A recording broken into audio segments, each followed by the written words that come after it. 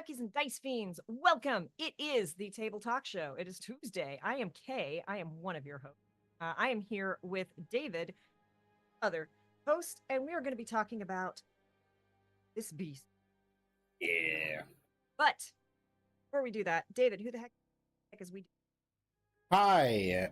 I am very excited to talk about the PHB and also am a little fuzzy, which I am fixing. But hi, I'm David, and this is the Chaotic Wholesome Presents TTRPG verbalizing talk show where every week we talk about TTRPG stuff, how to be a better player, how to be a better GM, how to be a better person, all with a focus on intersectionality and inclusivity so that everybody can have a good time. And I was cursing Wacom for updating their tablet software and making it so one of the essential features of my pen didn't work. And it turns out they just enabled Windows. I had to go back, and it wasn't even Wacom. That was Windows going, "Oh, you updated? I'm just going to turn all of these features back on." So I'm now happier because I'm not fighting a battle that I shouldn't be fighting. Hey, Ribbonanza, welcome on in. And all of you, thank you for hanging out with us. Thank you for joining us today. This week, you can find, obviously, you find David and I right here. You can find us also right here, Thursday, Friday, same bat time, same bat channel. Hey, DC, welcome on in. How was Gen Con? We'll be continuing our playthrough of Baldur's Gate 3. That should be a great time. And goodness, yeah, I have a lot going on between now and then, but none of it is going to be on the internets, or at least not on the internets yet. So we will see you on Tuesday, if we don't see you Thursday or Friday. Currently plotting what's going to happen next episode, but hey, Ilaria, welcome in. Mintil Lama, Lamia, welcome on in. Hello. So, I'm a little frazzled today. David has heard the screams. I'm not putting it out, but it was a day of like, am I really the professional? I'm really the professional. I'm better at my job than I think I am. But that is neither here. We are going to talk about here's the 2024 Player's Handbook for Dragons. Watsy was kind enough to a copy. We thank you very much. And yeah, we're so if you all have questions, I have start questions. throwing them into chat. I have questions. I'm first in line. David's going to ask questions, and I'm going to ramble. And yeah, what you got for us, David? Now, let me be clear. There are a couple embargoes that I still cannot go over, so I cannot talk about show stat blocks or monsters and other such things. But if we run into one of those, I will let you. Also, chat, I need you to know that every week there are things that happen on the internet that incense both Kay and I. And we have a platform. We can talk about whatever the fuck we want. And yet we don't come on here and immediately go into whatever stupid shit we saw on the internet that's awful, that makes me want to set things on fire. Controlled burns, targeted strikes, not the reckless arson that leads to, like, you know, people being fire inspectors. There's a correlation. Anyway, point is, we don't do that, and you're welcome. But so my two questions are, one, well, I have more than two questions. My first two questions are, one, what was the first like big thing that you noticed that was different? And two, tell me about the dwarves. Okay. Sorry, I have to. And how does Mr. Wiggles factor in to the player's handbook? I don't even know what I'm saying anymore. Right? I'm like, so, obviously, the first thing that I did when I got the player handbook, I did a quick flip art, which apparently the art is getting shat on a lot, and I don't agree with that. Art is different, and I think it is a very cool difference considering the newer tone of D&D. That in a moment. After flipping through just to look at art and pretties, I obviously went and looked up TV. Yep. Always a good first obviously. one. Yeah. That was going to be your first stop. Things can be small. They made You them can pick your tiny. size as small or medium. They can be fun sized. So one of the bigger all the classes are there, not alchemist, not blood hunter, but the standard classes have all returned. There are 4 subclasses for each class. It's a more limited selection at the moment. But the character creation part of it, especially where these is a lot more lean, short than it, because, and I have some mixed feels about this, a lot of the stuff that you tied to are now tied to background.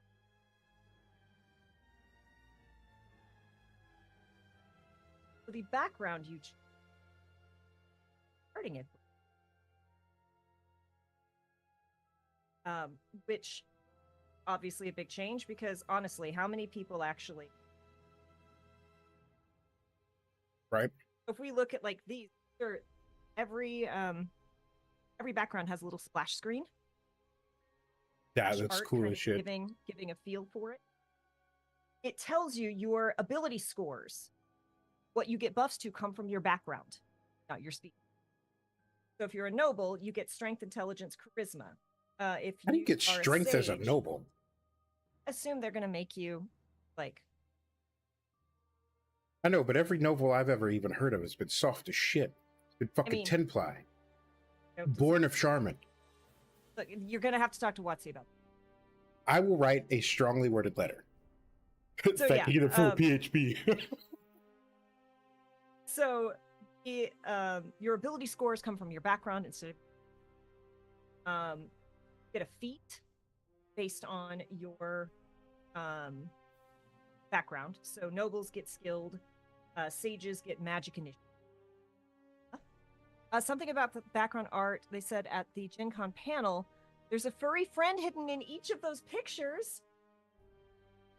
Well, now I have to stare at the art even more. I love that Finally.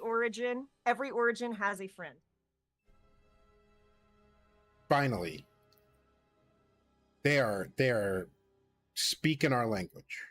Right? So, ability score, you get a feat based off of your background. You get skill proficiency based off of your background. You get tool proficiency based on your background. And then you get your starting equipment. So for noble, you choose either A or B. A gaming set, so the nobility, your tool that get that gaming. Fine clothes, perfume, and 29 GP. Or you can just start with 50 GP. And it's 50 GP across the board or a set. And honestly, this is where I've got some mixed, because I do feel like I understand why they are narrowing this down and why they are really simplifying it. But it's also like, what if I've got a sage background, I probably am already a magic user. What if I don't want magic initiative? Right? What if, the sage comes with a quarterstaff, cartographer supplies, a book about history, a parchment sheet, and 8 GP. Probably don't want that. I'm probably starting with the 50. Yeah, I probably am going to be going to my GM and going, can I switch out this feat? This feat does not match what I have. Hey, Rex, thank you so much for the reset. That's 2 years, 24 months. So much, Rex. I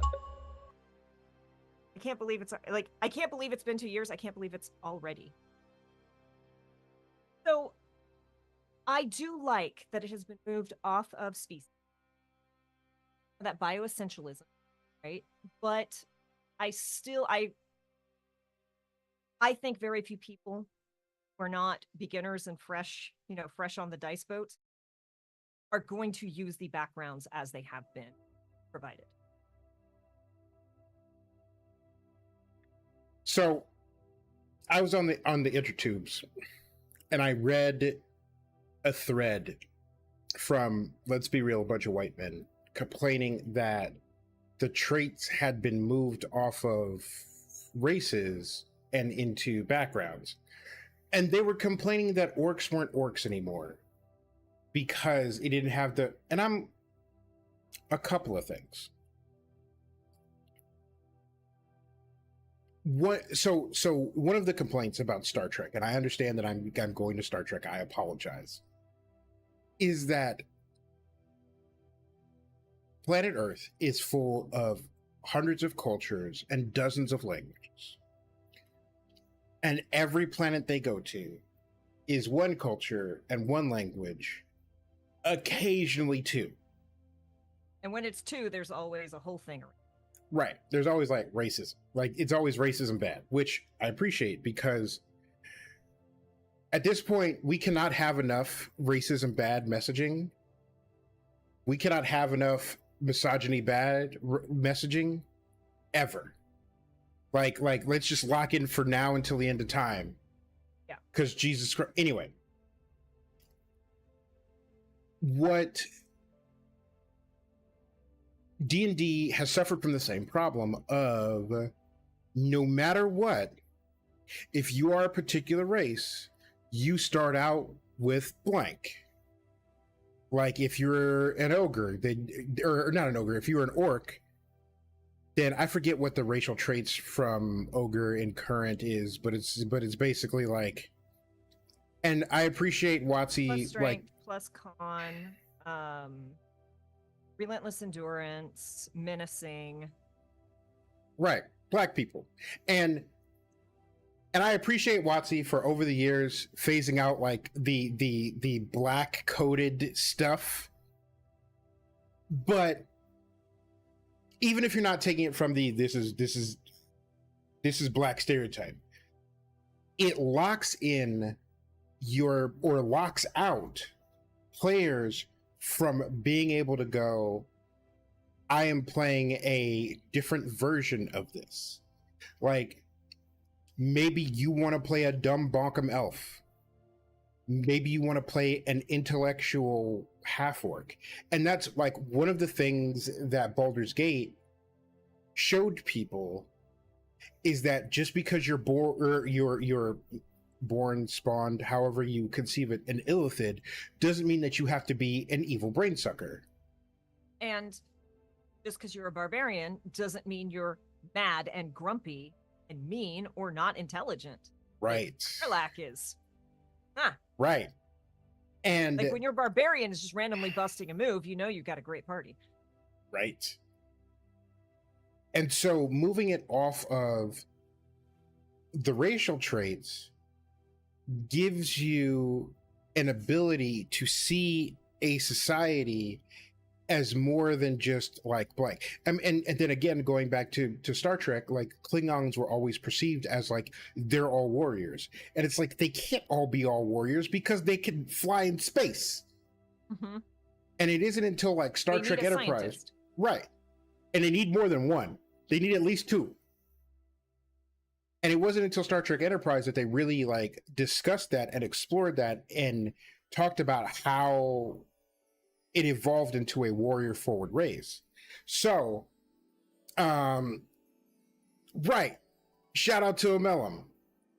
So for me, it resolves that problem that D&D has always had of, well, you're not necessarily painted into a corner, but you're starting off on the wrong foot, and that is enough to get someone to not play a race. And my second point about reading that thread is this.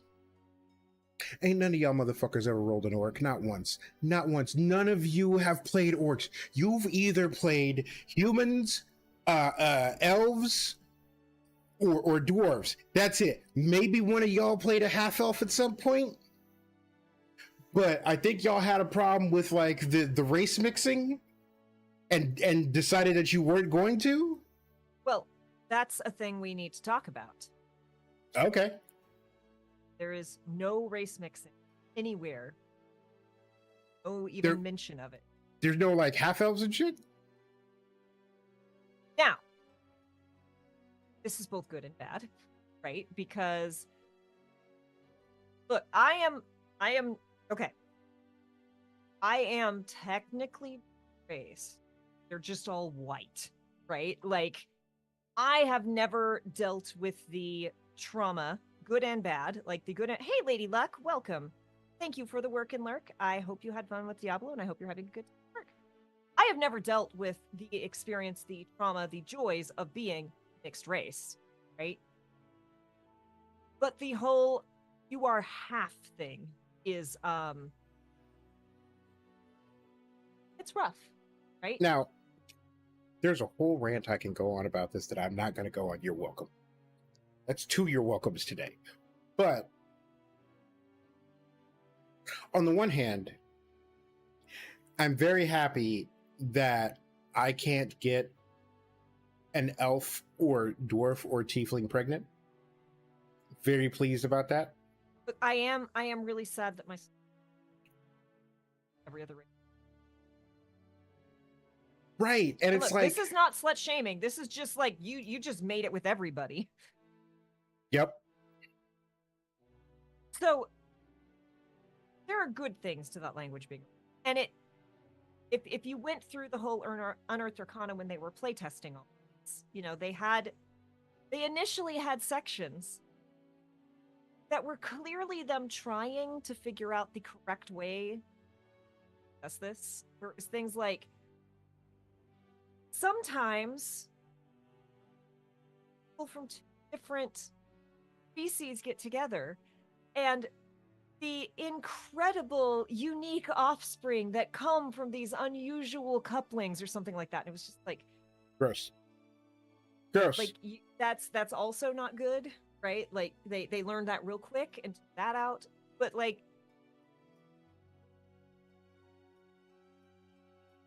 I'm in an interesting place with this. Like, it is good that they recognized what was wrong, right? Why it was problematic for some of this. But they also didn't like address it. They just went, we're just gonna pretend like it's not a thing. Which again, I have always been like, hey, GM, I want to play a Tief orc. Can I take an orc and just replace the menacing? Because they're not menacing, right? Can I just, or, you know, I want to play an ASMR that looks like a tiefling. Can I just have Tief description and just use the ASMR stat block? So there is nothing in here that says you can't be like, oh, I am elf. I'm using the elf stat block, but my dad was not.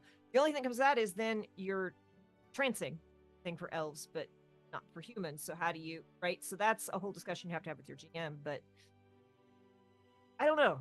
It's good and it's bad. Hello, Reverend End Times. How are you? Thank you for joining us. We are discussing Player's Handbook 2024 edition. The other thing I'm going to point out is that all of the like art. Which side is this? Sorry, I'm trying to do this backwards in the camera. If you look at art in sees, they tend to be group shots, which some of the old school, I don't want to say angry, but angry folks have taken offense to. Oh, I didn't notice this before. So here's, right, look at how cute they are. The elves is just a ship. So a lot of them have been like, nothing about these, like, these aren't hero images. These aren't images about the species excited to play that species. And it's like, no, but they're group shots. They're encouraged to think about what is your background like? What was your like? I actually find really interesting. Also, Goliaths are now. Ooh, I might look. Everybody who has seen me play a game knows that I play humans, but I might cook up a right. And you see now, okay, so that picture specifically, because I've seen that online. Yep. It's a little Mexican coded. Yep. But so for one, the people who make these complaints are so fucking fragile. Yeah. They're so fragile and pedantic because they insist that they require absolute spoon feeding of every little thing, and they're the first people to toss out the rules they don't like. Right. And so for me, at least, the point of those images is not just to be inclusive, because there's a whole lot of like, oh well, the woke mob, yada yada. Also the quote unquote woke people, woke, y'all took it and you've been using it wrong ever since, and please stop, it hurts.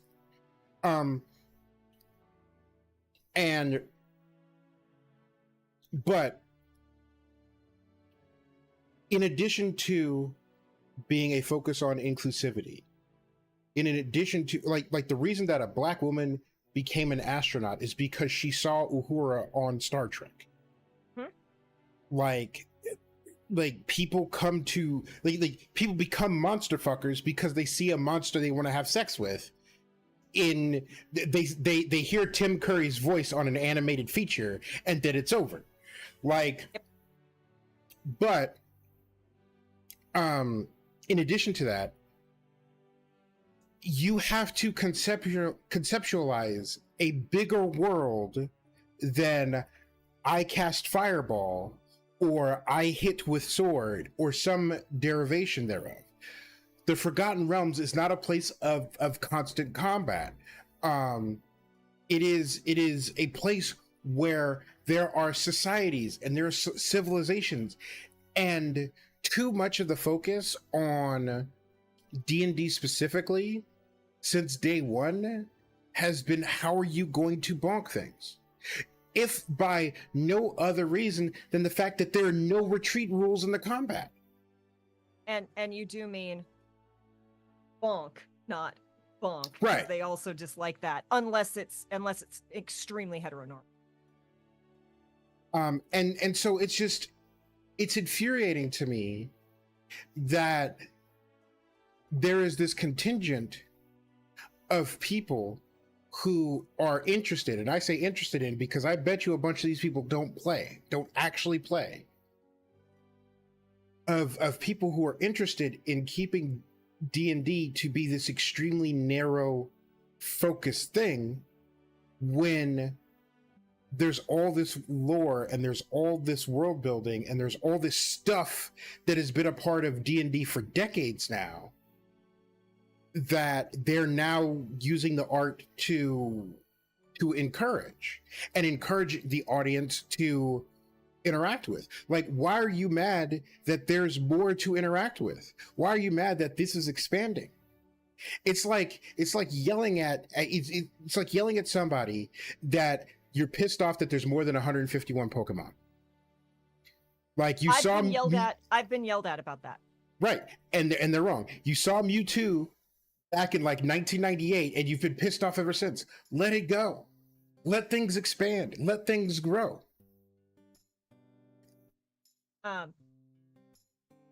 So quickly, all now have a move 30 feet. Small folk, with the exception of Goliaths, who have a 30. I don't know. I feel like I could outrun a gnome. So look, combat wheelchair official. Oh, yeah. Fantastic. Every niche community has that oh no moment when their interest becomes more mainstream. Yes. And that's part of what it is. It's like all these people are like, well, they keep I like someone who was complaining about the art, complaining about it all being moved. So the big complaint we're seeing from the old school crew is that well now species don't matter anymore. It's like, yeah, like tieflings. Tieflings get magic. Humans get basically an inspiration point after every long rest. Yeah. Maybe I'm playing a human. Orcs get adrenaline rush and dark vision and relentless endurance, right? So orcs have changed. Again, orcs So get they're just adrenaline bitching rush. about nothing then. Orcs aren't inherently strong anymore. You can build a strong orc. Go do it. No one's stopping you. Gnomes have fast feet and low mass, right? Like look, David, I'm shorter than you. Mm-hmm. But you've seen how fast I can walk, much less. Yep. You can move. But yeah, a lot of it is just like these are the same people who are the people who are complaining are the ones who are like, oh, 3.5, my beloved, 3.5 is everything. Cool, then why? Like, clearly go you play want it, my guy. Yeah. I'm so looking forward to remaking all of my gnome characters. So, like, orcs get adrenaline rush, and this is a thing that wasn't there before. Take the dash action as a bonus action. You gain a number of temporary hit points equal to your. Wow. You can use this trait a number of times equal to your proficiency bonus and regain all expended uses to finish a shorter.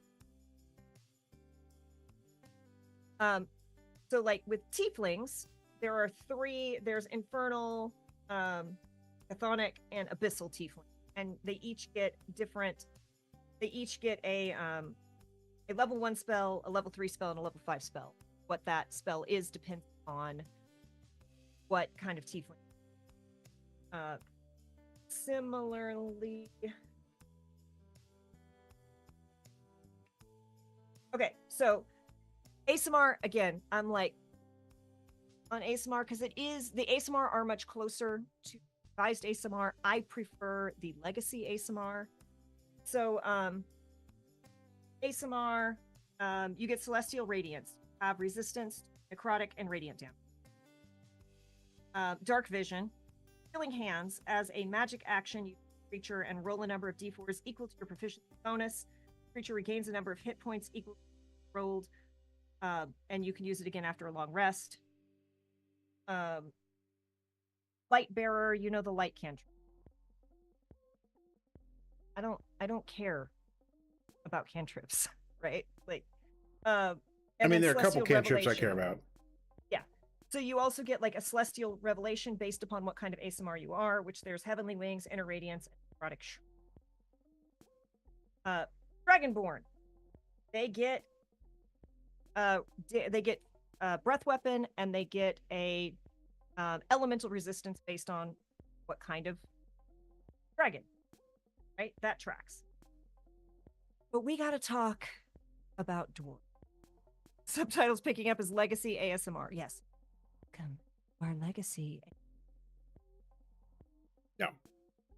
Look, I am waiting for someone to be a fool and invite me to a modern D&D game so I can play an ASMR who does ASMR. But if you think I'm not doing that, you are wrong. You don't know me. To drink in the psychic damage. Look, this will be a hot tub channel before it is an ASMR channel. Okay, like let's be clear about that now.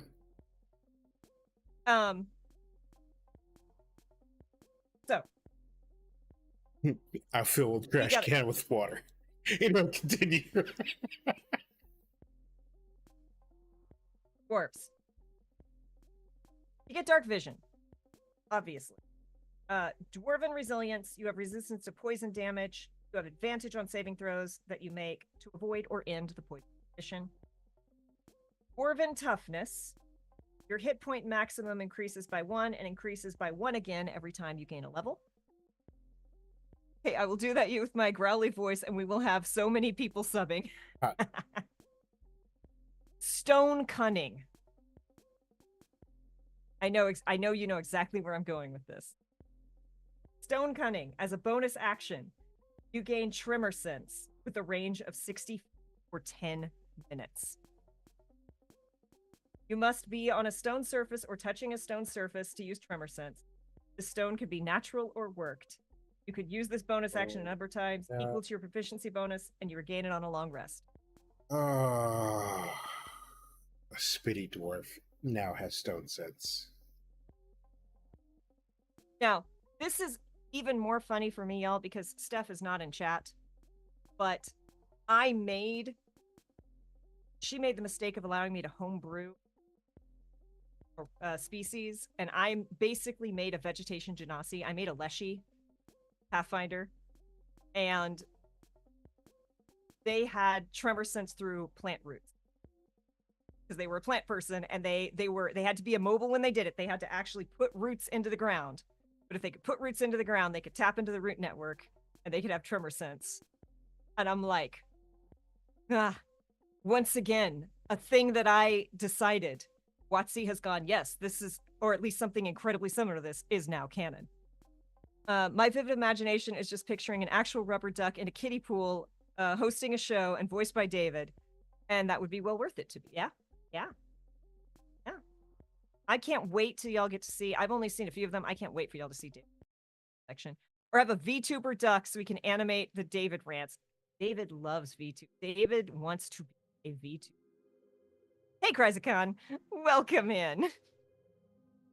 Welcome all. Thank you for hanging out with us. We are discussing the 2014 Player's Handbook. We have gone through a bunch of species, gone through kind of backgrounds and what hits you. What else do y'all like? What can I? Yeah, David is really good at hiding his feelings. David is not at all. Also, I need to talk about this paladin. This is maybe my favorite art in the entire book. This orc paladin is just everything I want to be her. Yeah, that's again, I don't understand complaints levied against the art in this book. Look, I'm gonna reference a Twitter thread, right? But it was by the incredible Danielle Radford, like a day or two after we were so fortunate to have her on the channel for our Juneteenth game. And like, I wake up, I think it was the next morning, and I wake up to a Danielle Radford tweet blowing up on my feed that's just like, they made orcs fuckable and y'all are complaining? Right?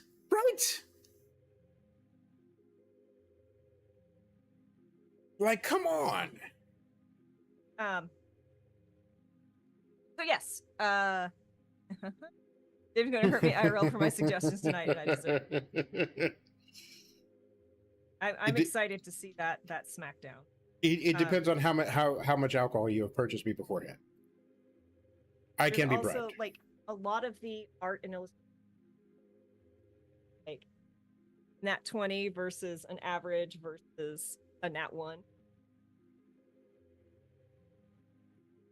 My question is, did they like add or rework any of like the spells?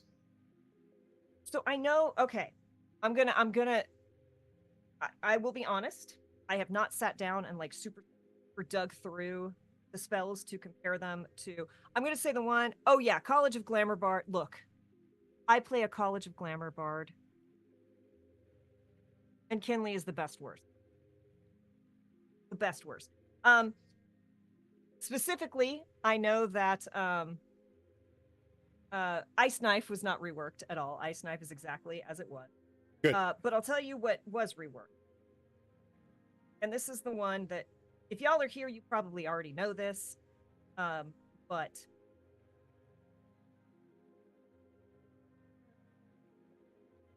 spiritual weapon. Our dear, dear friends. Now a constant.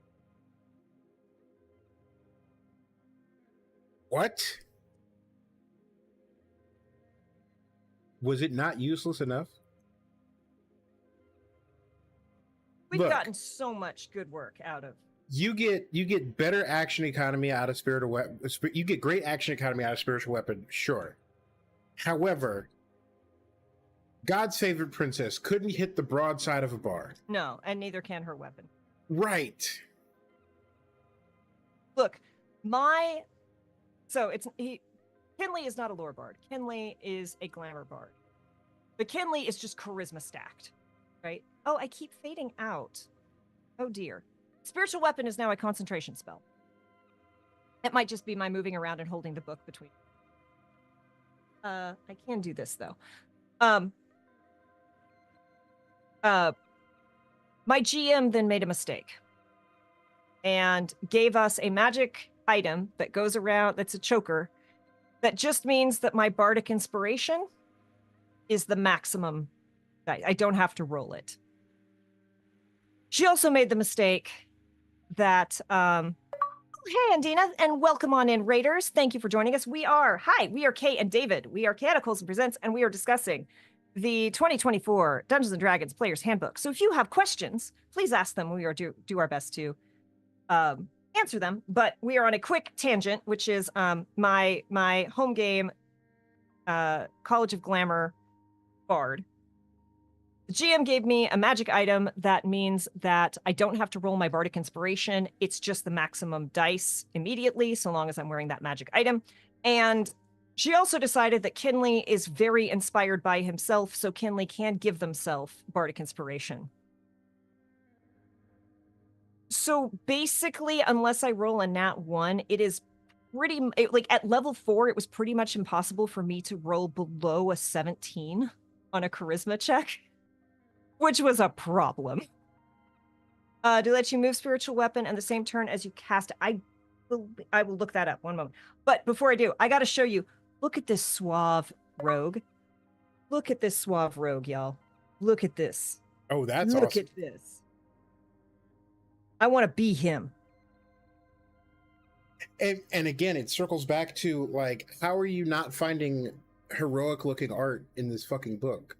Yeah. What are you even looking again? Look. Yet again, I am irritated by people who find an excuse to lobby complaints over things when they're mad that other people engage with them. Spirit Guardian, spiritual weapon.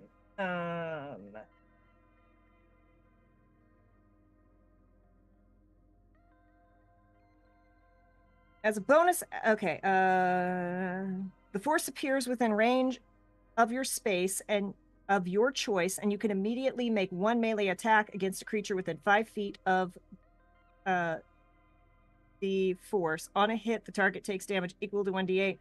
As a bonus action on your turns, you can move the force up to 20 feet and repeat the attack.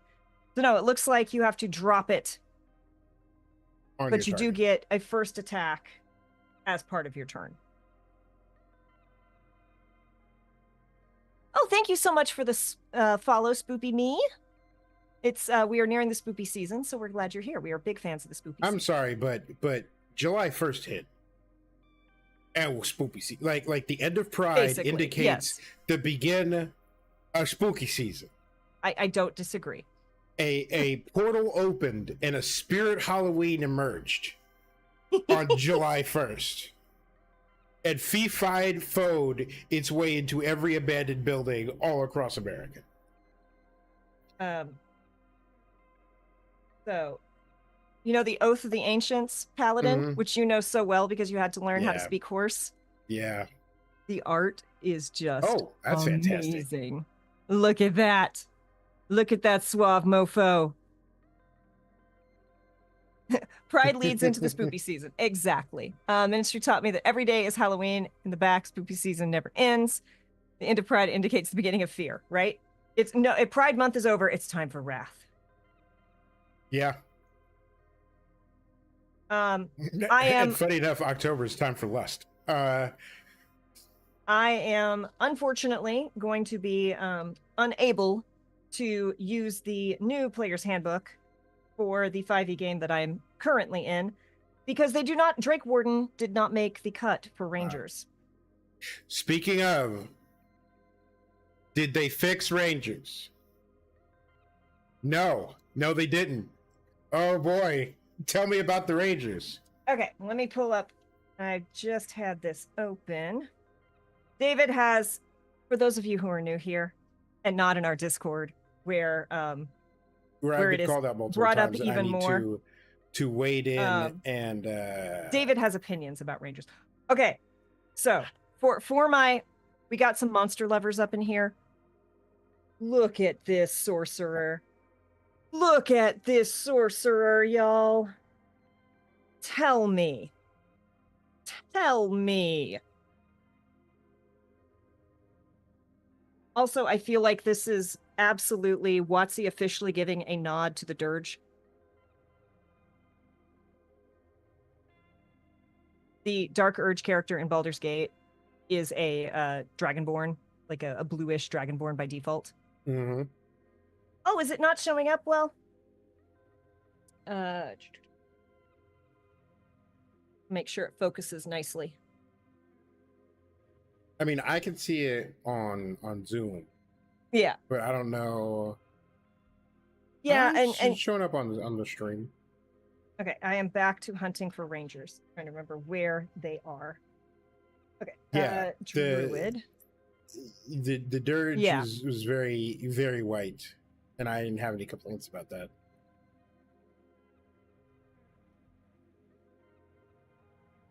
Okay. Okay, so while I found it, y'all, the bard subclass art. Like, look at this. That is someone who is having a party. Right? And then the College of Glamour. So that one that I just showed is the College of Dance, which is now a subclass. Here's the College of Glamour. Isn't there a spell that makes you dance like Yeah, Irresistible Dance.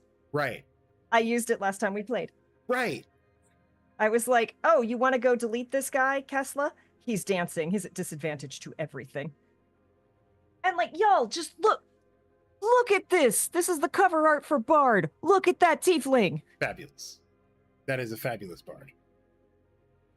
We stand that Bard. Okay. This is Barbarian. Path of the Wild at Heart, Path of the Zealot. Okay, Barbarian. Okay, so these are in alphabetical order, apparently. I hadn't figured that out. Fighter. Paladin. I guess it makes sense that they're in alphabetical order. Okay. The Ranger. Primary abilities, Dexterity and Wisdom. Hit point die, D10 per Ranger level. Saving throw proficiencies in Strength and Dexterity. Let's see.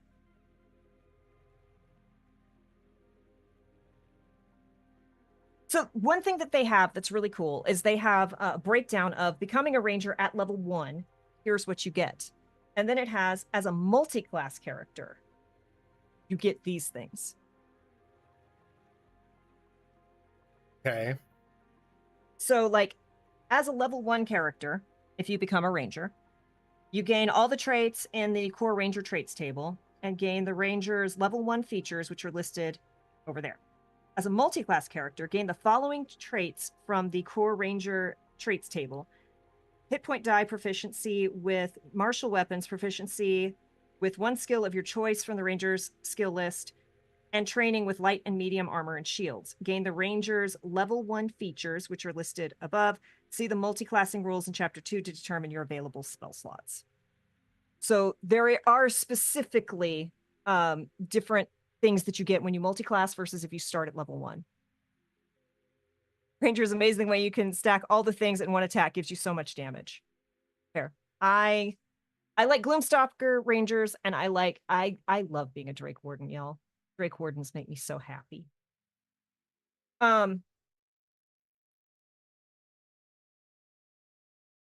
So basically, one of the problems with Rangers is that pretty much all their spells are concentration. That hasn't changed too much. I did this earlier, and I don't remember who I sent it to, so I'm gonna have to do it manually. But like level 1, 1, 2, 5, 9, 10, 11, 12, 13, 14. There are 14 level 1 ranger spells. Of those, 1, 2, 3, 4, 5, 6. 6 of those are concentration. That's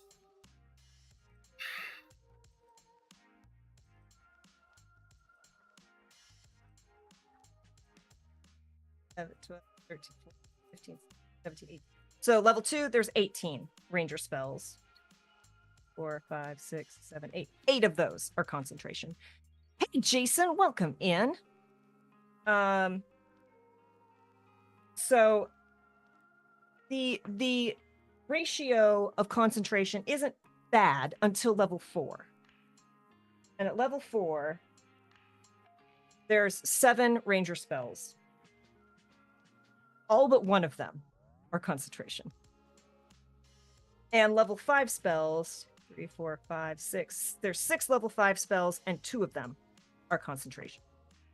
But one of those is Tree Stride. And like, who actually needs to use Tree Stride while concentrating on another spell? To be fair. I mean, if you're multi-class, pass out trace. I mean, if you're a Gloomstalker, you don't even have to multi-class to get past without a trace. But again, my beef with the Rangers is if you're not because like I am not one of like the huge theory crafting nerds. I lack the mathematics background and the autism. I don't have enough superpowers in order to do that, but I do tinker. And in Baldur's Gate, I did some tinkering. And it's like, now, Baldur's Gate doesn't have Drake Warden because they don't have like dragons that you could just have, which fair. More's the shame. Right. But if you are not a Gloomstalker rogue, you are wasting your time. Or not a Gloomstalker rogue, a Gloomstalker hunter. Now, Ranger. You can make it. Third time's the charm.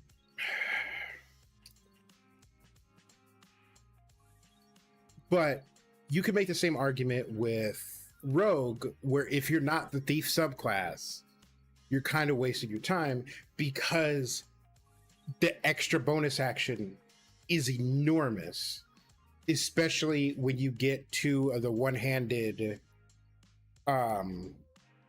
crossbows. Rizikon, I'm going to say something, and I quite literally cannot say anything else other than this because of reasons. But I cannot tell you how much that statement stabbed me personally directly through the heart. That is all. That is all.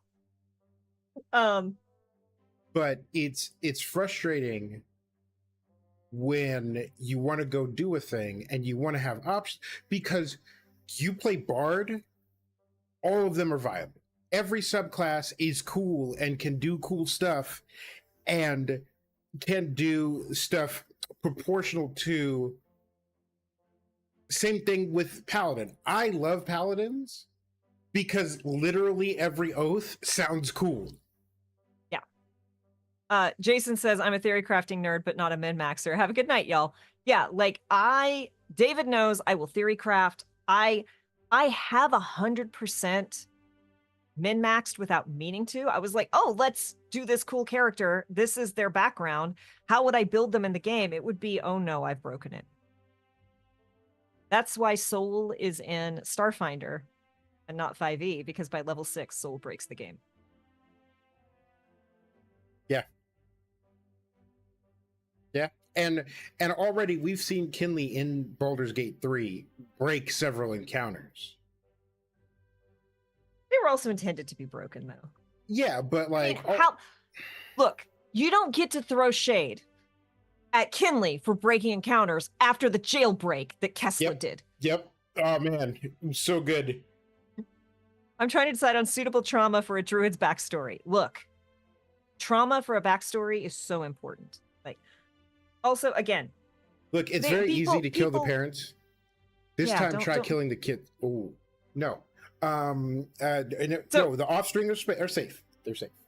David, we've heard this story before, so apologies to those. Yeah, but I wrote a character backstory where I'm like, Mom is still alive, right? Mom is out there, and the line I put at the end of the whole thing is, she loved him as much as she was capable of loving anything other than herself. Woof. Woof. And that is how you do character trauma, where the GM can absolutely destroy you with it.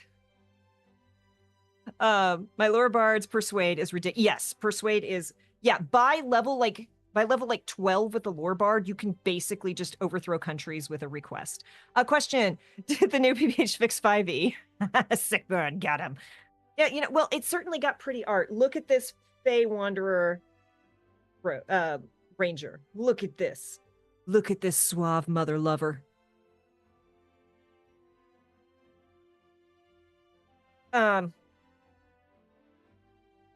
But yes, now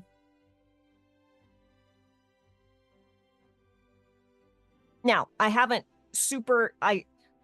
again, I'm not a math person, so I can't sit down and look at the numbers and like math it out. But just like, cast magic missile. Someone else did the math. Right. I feel like we can always use more orphans. Yeah, that's what our home game characters believe. You can always use more orphans, just give them some more knives. Yeah. To be fair, I did not do that. That was not me. Yep. I do think that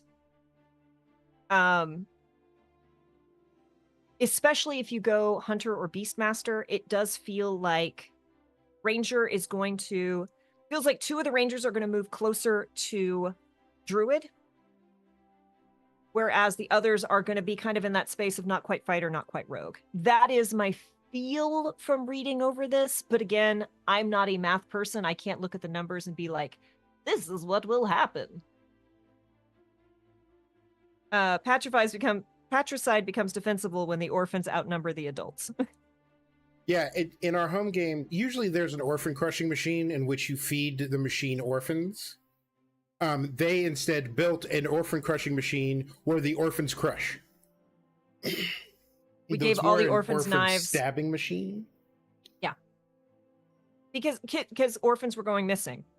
So our wonderful dwarf, who's now going to have tremor sense, was like, oh, well, here's a bunch of knives, and if anyone tries to do anything bad to you, stab them. And they did. Mm-hmm. And now the town guard is looking for either a serial killer or a band of murderers because a bunch of dudes just ended up in corners bleeding to death. Seems like a slicey, dicey proposition. Yes, indeed, Rex. You can borrow my blind tiefling druid story if you like. The grove, they were, oops, too much chatting. Hey, Domokheim. Their Tindu was burnt to cinders by said druid when they were attempting to defend it from invasion. Oof. Yeah. Ooh. So as a lot of you know, I'm part of the Emergency of Our podcast, which is a Starfinder game where I play Soul, and this is a little bit of a spoiler, but it's also not direct enough to where if you haven't listened and you're interested, it won't like give anything vital away. But I quite literally pitched this character to my GM as like, I want to play a character. I want to bring in this character at the lowest point in their life. And I want them to be the architect of their own suffering. Like that is my vision for this. I've met men. Well, Soul is a disaster queer space they. So, but yes, I know DC also has the book and has been flipping through it. If you all have questions, David and I are just rambling, but if you have questions, I will be so happy to answer them. Okay, so here's the other Oath of Vengeance subclass. Look at this art. Oh, that's great. Right? I feel called out with the architect of his own destruction. Yeah, you know, sometimes you got to play like, because look, everyone has the story of they came into town, killed my family, burned my village to the ground. I was the only survivor. I'm out seeking revenge. How many characters sit around and go, everything bad that's happened because I made this choice. This is a choice that I made. And it cannot be fixed. It cannot be avenged because it was my choice. Ah! The angst. Feel like a druid's trauma would either involve fire or mass deforestation. I mean, both are opposite I of did good. crush the whole life out of a druid and make her into a husk of who she was by magically poisoning her town, the river, and the entire forest around her, and pissing off a spider god and turning a bunch of spiders into zombies. Spider zombies were pretty cool, though. I'm still very proud of my spider zombies. Yeah, like let's see, druid trauma. I have a druid with trauma in that they wandered as a kid, they wandered away from the group, and a bunch someone came through and killed all of the whole family, and they came back and just found it and ran away. But again, that's killing the whole family. I do like the idea of just they killed my pet squirrel, and now I'm going full John Wick. Look, Doom Guy is the finest protagonist in history because he got the shittiest guard job in Mars because he refused to participate in a war crime. And so they're like, listen, you go to the acid of the universe and no one's going to care about you. And then he had to fight demons. And when he gets back from fighting demons, he finds out the demons killed his pet rabbit. And then he willingly goes back into hell and does so much damage for so long that he becomes their boogeyman. That they write legends. Like mama demons whisper to baby demons at night. If you don't behave, Doom Guy is coming. Mm-hmm. And that is awesome. New character concept. Poor or Daisy. new background lore thing. All tieflings are afraid of the Doom Guy.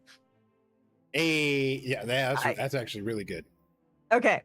I have to read this off because this is so good and 100% something I would do, and I might actually be doing a little bit in this home game. Chrysicon says, the funny thing is my roommate decided that his new character is trying to get revenge on his previous character. So that's kind of like causing this to yourself, just to your other self. New backstory idea. The character doesn't have trauma. They are the trauma. Okay, look. Soul identifies as a natural disaster. They aren't part of the problem. They are the whole problem. We don't do things halfway. Exactly. Poor Daisy, right? That's one of the biggest tragedies of the Doominal Crossing crossover is that there is a character already named Daisy in Animal Crossing, and it's not a bunny. Doom Guy's revenge story. Yes, Doom Guy's revenge story is excellent. Doom Guy is Link. You're gonna have to explain that one, Lurking Writer, because David has feels about Link. I'm locked in now. David, you have pinged. You have because a Doom Guy doesn't strike me as a bottom, and so someone's gonna have to explain this to me.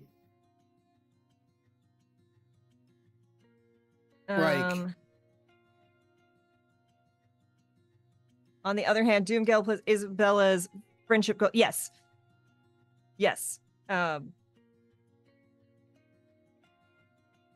Oh. Fishing rods, big fucking guns, hell yeah, together we are one.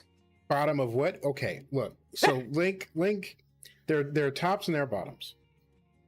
Okay, good, because that started a whole rant. Oh. Yeah. I'm gonna distract. I'm gonna distract with cool art of a dead spider or a dying spider. It's like one of those dolls with the pull string in the back, and you're just like, yep. That's exactly what that was. I think I can share a link to the video in chat, but it's Doom Guy is Link Theory on YouTube. Luke explains it so much better than I could. I know what we are watching as soon as the stream is over. Yep. There's no way Link knows what sex is. This is Ribbonanza. You can't tell me that Link spent more than 30 seconds in Gerudo Valley and doesn't have a deep and very clear understanding of what sex is. Personally, and also, you don't need to bone in order to be a bottom. personally, I subscribe to the theory that Link is incredibly dirty and vile in the signing. And like most people just don't know that Link is just signing really terrible, horrible, raunchy things. And it amuses me to no end. You know what? I think I'm agreeing with Ribbonanza there. It's Also, okay, David. It's okay. So I'm very excited about the next Zelda game because you get to play as Zelda. God, all these woke people making Zelda a girl is just a step too far. Hello, Tabletop Junkie Games on YouTube. Thanks for stopping by and say hello. But okay, so yes.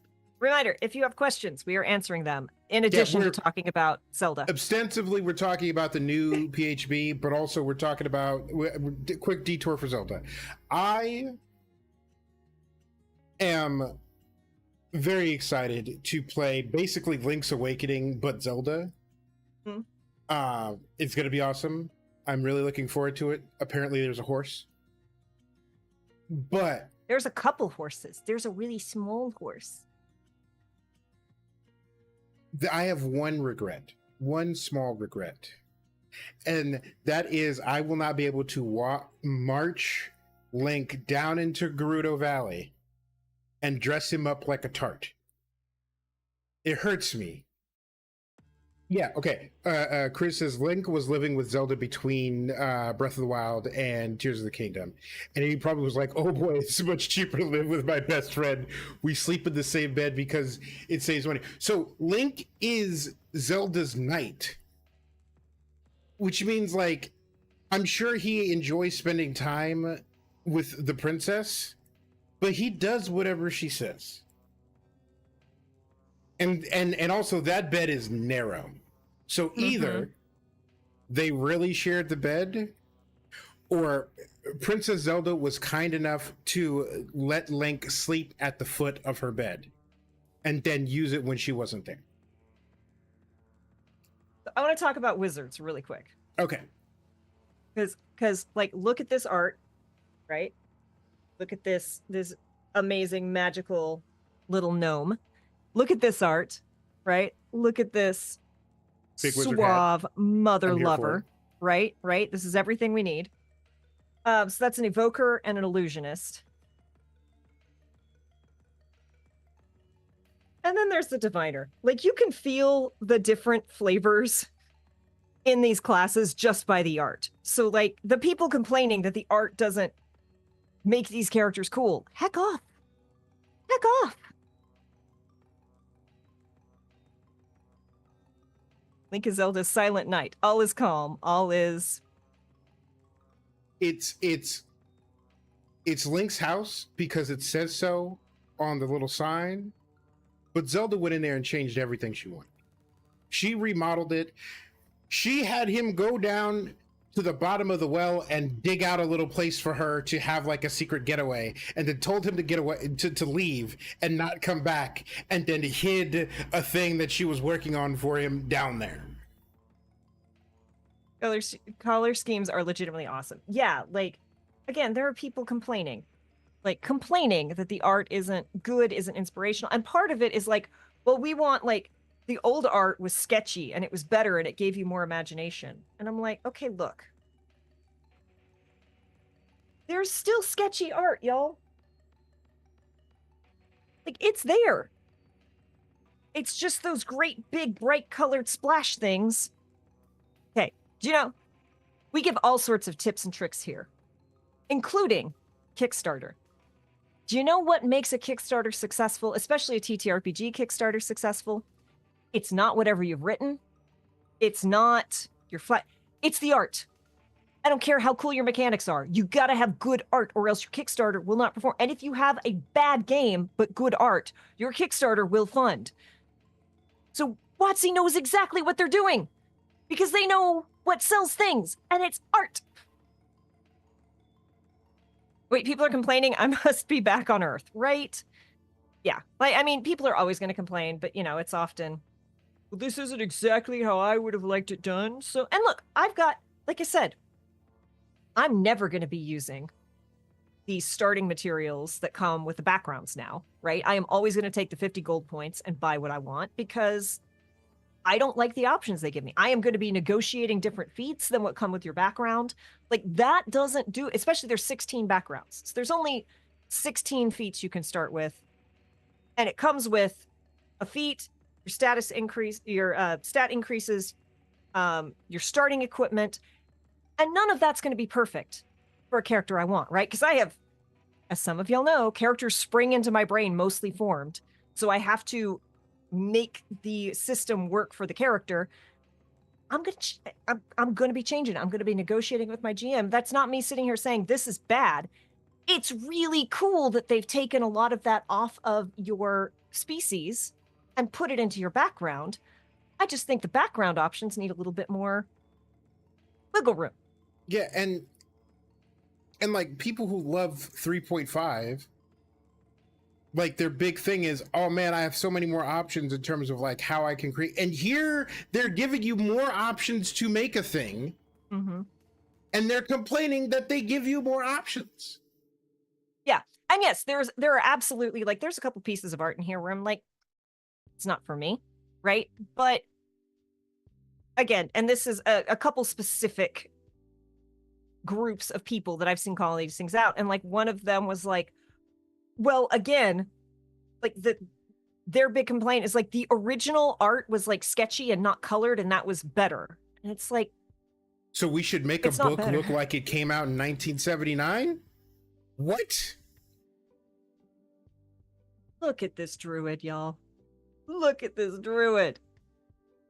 I have talked to people about movies, and they're like, oh man, I'm really mad they switched to digital. And it's like, please get into your time machine and go back to the Dark Ages. Like the Catholic Church right there. Just hop on a flight. Like, look, practical effects are awesome in movies. Jonathan? Yes. But their complaint is that they switched to digital cameras. Film. Yes. And it's like, contrarians to be contrary. So much cheaper. Rescon says they would love to get into their time machine, David. As a Doctor Who fan as a child, is still a Doctor Who fan decades later, I feel like this has put me in a good set for accepting that change is inevitable, even when and even necessary. Yeah, like, again, I still, even before, like, if this hit D&D Beyond tomorrow, right? I don't know when the PHB is hitting D&D Beyond, but if this hit D&D Beyond tomorrow, literally this weekend, I'm starting a home game with David, where David is GMing, and I am playing an ASMR. If this were out tomorrow when we started playing, I would be like, David, I don't want to use the player's handbook ASMR. I don't even want to use the previous. I want to use the legacy ASMR because I like that build better, right? These are conversations you can have. The stuff is still there. It's still available. And again, I went like, hey, David, I want to play a tiefling. I want to play a character who was born a tiefling. And then as a young adult was turned into an ASMR. So I would like a tiefling visual with an ASMR stat block. Easy conversations to have. Easy. Things won't always be exactly for you. Look, one of us is femme. One of us, I won't say who is black. Both of us grew up with people in video games who were not like us in one way or another. And even though neither David nor I look exactly like Cloud, we both love the fuck out of Cloud. The things I would do to Cloud. The tears he would shed. But yeah, it's so like whenever something new rolls out, someone's always going to find something to complain about. Yeah. And a certain subclass of people will always complain, even if they get the white, male, blonde, blue-eyed, unfailing, flawless protagonist they're looking for. The Lurking Writer says, hot take. David has better hair than Cloud. I don't think it's a hot take at all. Ilaria says, I think it's because the more detail is in the art, people start to feel as though they're tied to what is shown because they can or can't work or think beyond it. For me, I'd find it a fun challenge in working with some base elements to show and yet making it entirely my own. And yeah, look, David has seen some of my tiefling design. I have a tiefling who I've never gotten to play. It's the first, actually, I made this dice, this exact dice for this tiefling years ago at this point, and I've still never gotten to play them. But this tiefling, their horns start here, and their horns grow out across their eyebrows, and they have like stalks that come up in the, so like deer antlers, except they start here and then grow up under behind the hair. I love going like, what's there and how can I make it weird, right? Kinley has, obviously not in Baldur's Gate because it didn't give me, Kinley has white freckles and like the goat square pupils. What? Because I can. I can be weird. I'm going to be weird. Why be normal when you can be weird? And yes, Sephiroth is Gave that bitch what she did. No, here's what I keep circling back to, is that there is a specific subclass of people, especially in niche hobbies, like because you saw it in Warhammer, you've seen it in WotC, like you've seen it in Magic, you've seen it in D&D, you've seen it in like all these nerd spaces. You're seeing it a lot in Star Wars. And it's like this specific group of people cannot be pleased ever about anything. And I just want to throw rocks at them. But also, I need to make clear that there are people who ride too hard for their fandoms. There are people who are like, my fandom cannot be criticized at all whatsoever. And this is not that channel. We are not those people. Thank you, WotC, for the PHB. We're extremely happy that we are included in all the cool things that you're doing. However, we have gone, hey, what are you doing? What are you doing, guy? Fella, pal, buddy, what are you doing? The OGL stuff? I'm still mad that they found a way to throw a wrench in the works when it comes to working with Larian Studios. And dear WotC, I don't think it's too late. I think if you go on your hands and knees and cry with a big bag of money, they'll take you back. Okay? Like this, look, y'all have kids together. You got to make it work. Maybe there's a little spark there, but we will be the first people. Like, if Kay got the PHB or opened it up and was like, this is garbage, this is piping hot garbage, that's what we'd be saying right now. But it seems like most of the changes are good to great, and all the new stuff is good to great, and there's some stuff that's like meh, and there's some stuff where it's like, well, we're gonna see because we have to play it out. Yeah.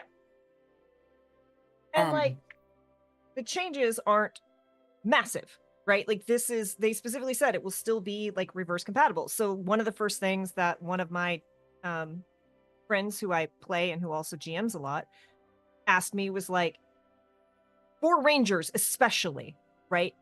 If I buy this new book, do I not need the original Player's Handbook, Tasha's, and whatever the other one was that made Rangers feasible? And I'm like, well, the answer is yes if it's one of these 4 subclasses. Right?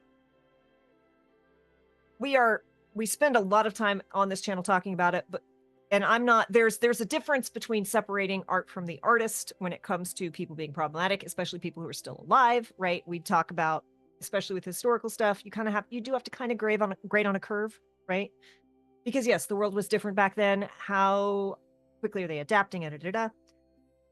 But I think it is very, very important, and it is an art that the internet has helped to remove from society by and large, has taken very large steps to remove, that you can like something and still be critical of it. You can like something and say there's still room for improvement. You can like something and say this could be better. And this is, like we said, there are no half species in this. There are no discussions on how to play a half anything. It's good that some of that problematic language is gone. It's not so good that it's just like gone and there's no discussion on the casual erasure of it all. Yes. And spoiler alert, everyone watching, if I'm running a game, there are going to be halfsies all over the place. There are going to be mixed bloods and mud bloods and whatever other fantasy-centric slurs you've got, because they're going to be boning. They're going to be making the beast with two backs.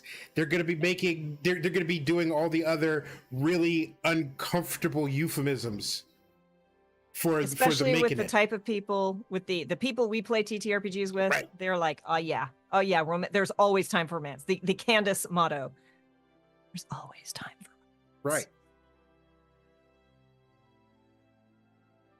Right. Gnorks. What that's again, I got a T-fork. Look, if the dragon and donkey from Shrek could do it, right, we can do it. We had a whole debate about, is it T-fork or is it Orkling? And look, Orkling is really cute. But Orkling could also be conceived as orc and halfling. Oh, yeah. Which, that hurts someone. Yeah. And also, if you're on the side of the family that's... Yes. If you're on one of the sides of the family, because like siblings are siblings, nibblings are nibblings. So Orkling is some sort of relation on one side or the other. Oh, I'm gonna make a fork joke. Like no, I'm gonna make a spork joke. At some point there will be a spork joke. Yes. Yeah, elks. I just Brandon. We're gonna take all the elks and put them in a watch. David didn't have a chance to like make spork jokes with Brandon because Brandon just caused too much psychic damage for David too quickly. Yeah, that hurt. Yeah. So the only question is was the pain 1d12 or 2d6? It's 2d6 because I think it was guaranteed at least 2 points of psychic damage. Yeah. Like let's be real about that.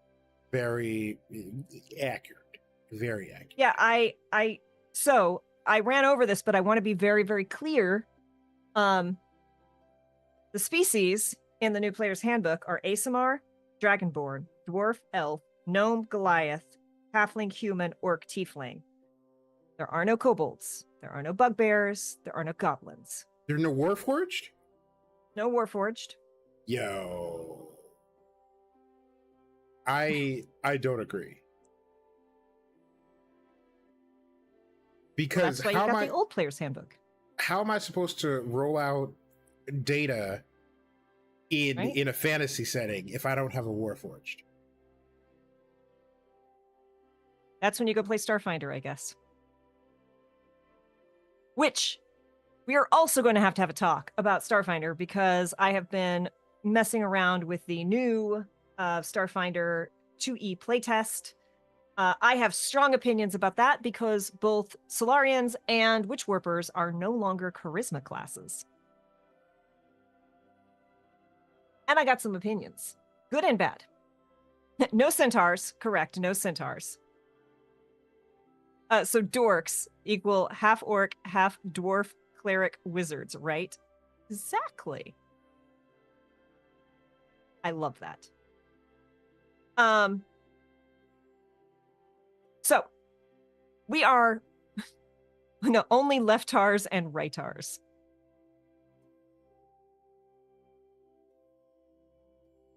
Thank you so much, Lurking Writer. Thank you so much.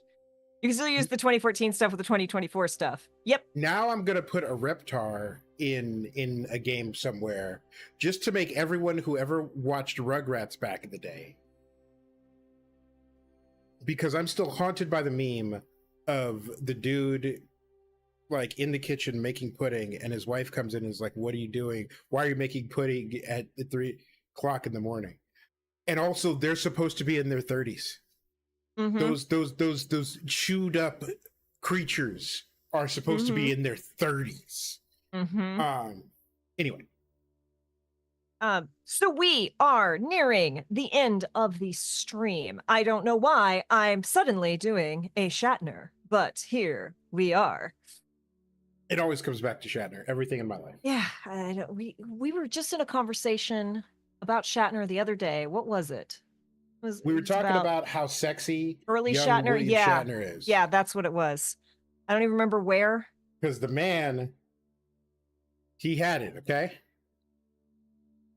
Yeah, the Rugrats were, well, okay. So, like, Susie was fine. She behaved herself all the time. The rest of them. And I am stunned that they didn't have who was the evil older girl. I'm surprised they didn't have her like Angelica. Angelica. I'm surprised they didn't have her picking I don't know flies why off I know of wings. That. I know why I did did that because DeviantArt. Yeah, please tell me no, Kay, no, they didn't make art of it. Hey, Dr. Imto. Oh, nope, never mind. Yep, of course they did. You know they did. But that's so disgusting. That is so upsetting. Some lines should not be crossed. Yeah, but you know.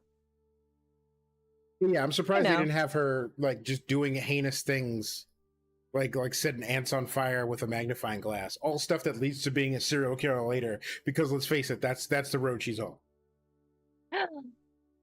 That's right. Yeah, someone mentioned Shatner. David had plenty to say about it, so that's usually the way things go. But as I said, we are winding down. So if you have any final questions, I know that DC is going to be doing another deep dive into the PBH on his channel later on. Yep. So if you are not following DC, you should go do that. There should be a command. Well, I am typing it.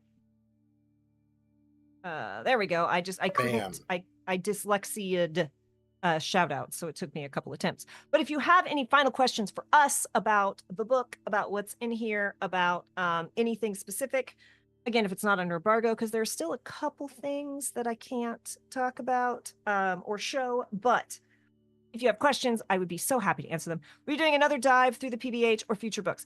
Future books for sure. PBH, if we get like a list of questions or specific things, we probably will. Or like if I end up going through character creation and I'm like, okay, y'all, so I've done this, I got opinions now. That is a possibility.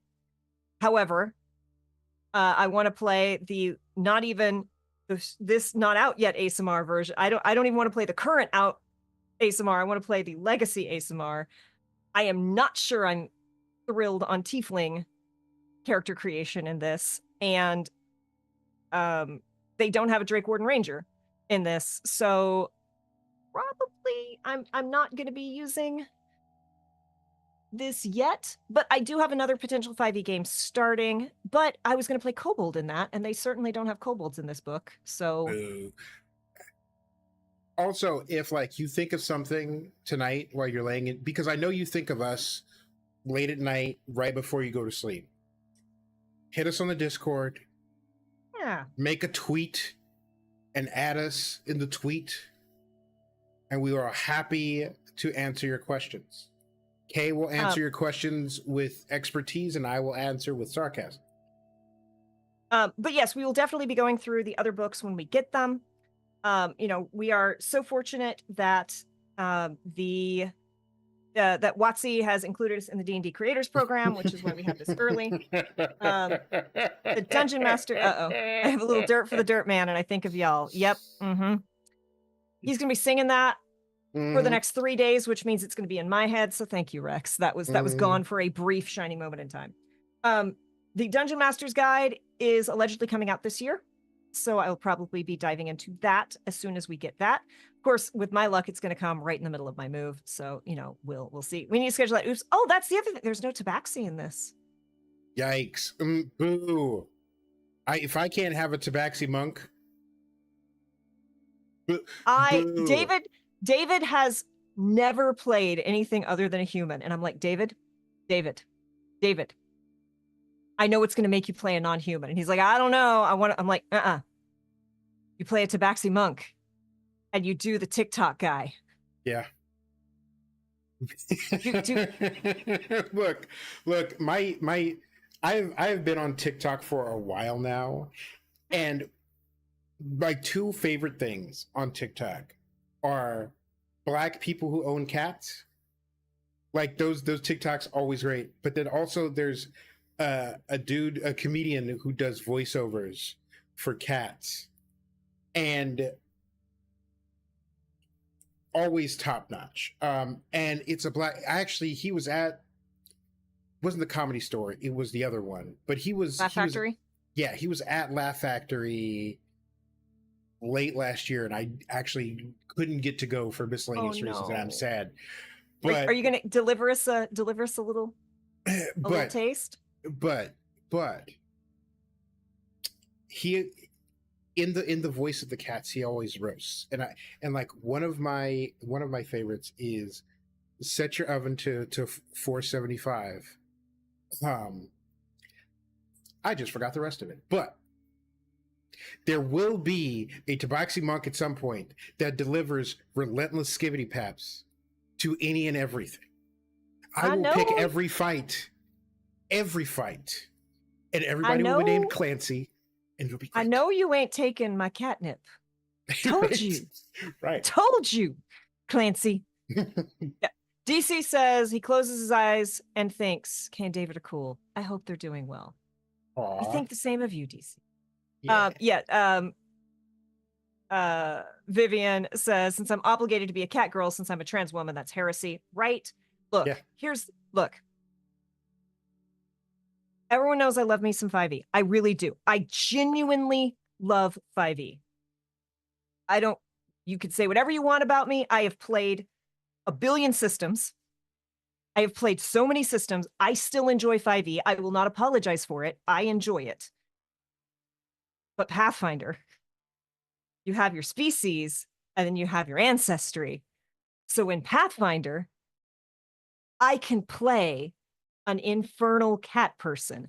I can literally play a hairless cat person with goat horns. And that brings me so much joy. Like that's just one of the things that Pathfinder has a leg up on. Tabaxi rogue pirate who's afraid of water, Rust on the Harbor, created by Johnny Ciccone, said Catman is the sweetest fluffball in D&D. Johnny makes the best cat characters and NPCs, even when they don't intend to. That is adorable. The Tabaxi monk should be named Mr. Buttons, or just the name of any cat. So the first D&D one shot that I played, it was like set in a modern day. So I played an internet celebrity cat who was one of the Kenneth Cheeseburger, like one of the just adorable little flat-faced cats who always wore a frog hat on the internet, right? But then his owner adopted a kitten. And while they were filming the adorable kitten, he got pissed off and walked up and just smacked the shit out of the baby kitten. And so the internet turned on him. And so through a whole series of events, he got taken in by a wizard, and he was shitty to the wizard. And the wizard turned him into a tabaxi and was making him do this was like a tournament thing.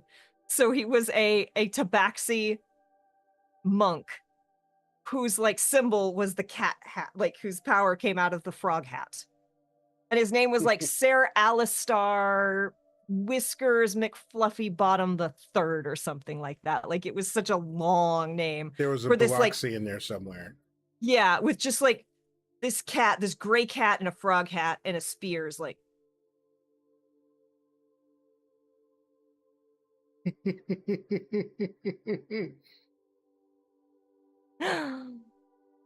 My cat was named Ravioli. Oh. Yes, but have you played the TTRPG based on the critically acclaimed MMORPG Final Fantasy XIV, now with That Bard meme, available and a DLC class as the official website? that meme will never die. Never ever die. That meme will be eternal. Hello, I am a giant cat person. You may call me Frank. Prerogative Wizard. Yeah, like look, my T-Fork, half tiefling, half orc, has a chunky little stubby dinosaur tail, little bitty wings, tusks, and horns, and his name is Brandon. No one's prepared for that. No one's ever prepared for that. It's still devastating. Mentally and now physically. If you like art of adorable D&D creatures, adorable animals being D&D classes, if you are not following Archer Art on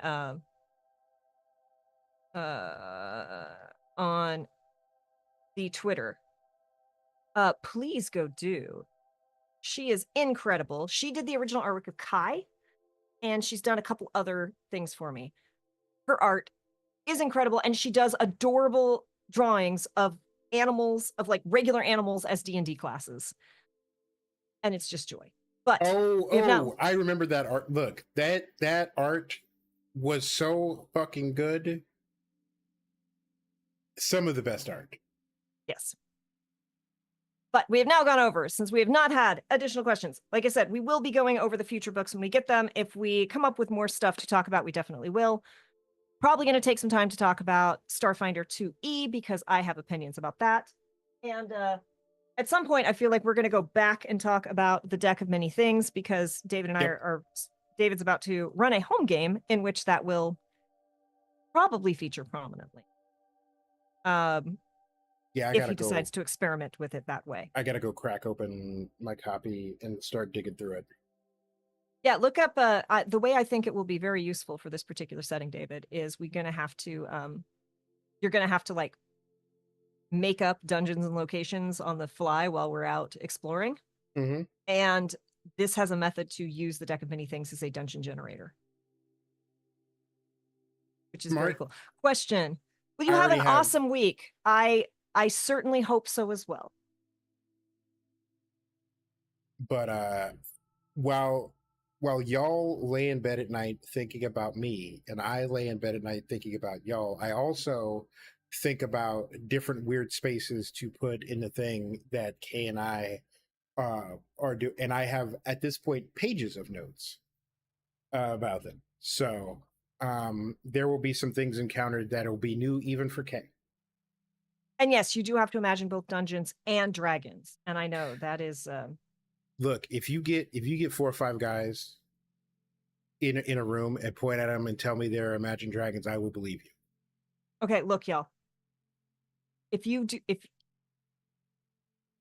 not subscribe to Dropout TV, number one, you're just missing out. But number two, there is a show on that called Breaking News, where they put four of the people in a fake newsroom setting, and they run teleprompters, and they have to read off the teleprompters. They don't know what's going to be on it, and they get their deducted points anytime they break, as in they laugh or they smile. I made David watch. They did an episode where Grant is an incredible personality. If you're not familiar with Grant, I hope you get to learn about Grant.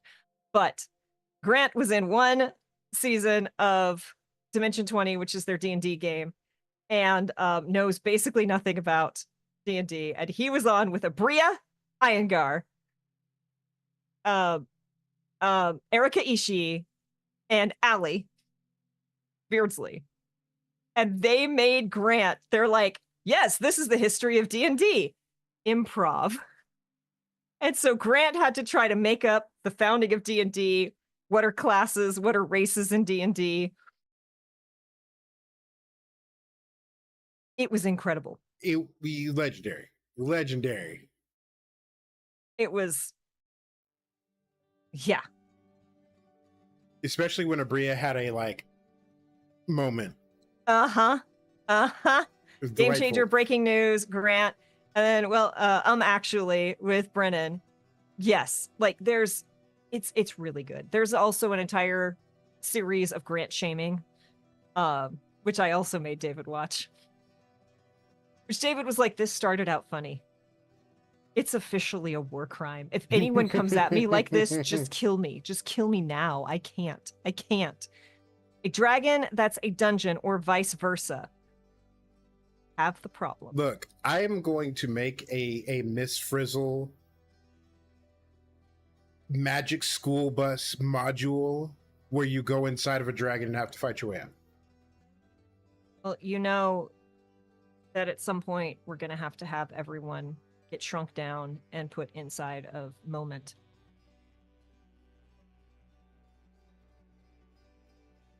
Okay, I have to make a note. All right. And on the cake is a liar. I have a friend who is demanding attention. So I think we are going to have to wrap up. Ow.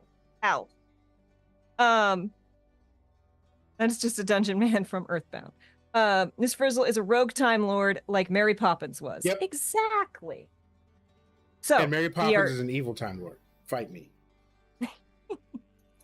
Mary Poppins is the villain of that movie. Anyway, we're not gonna.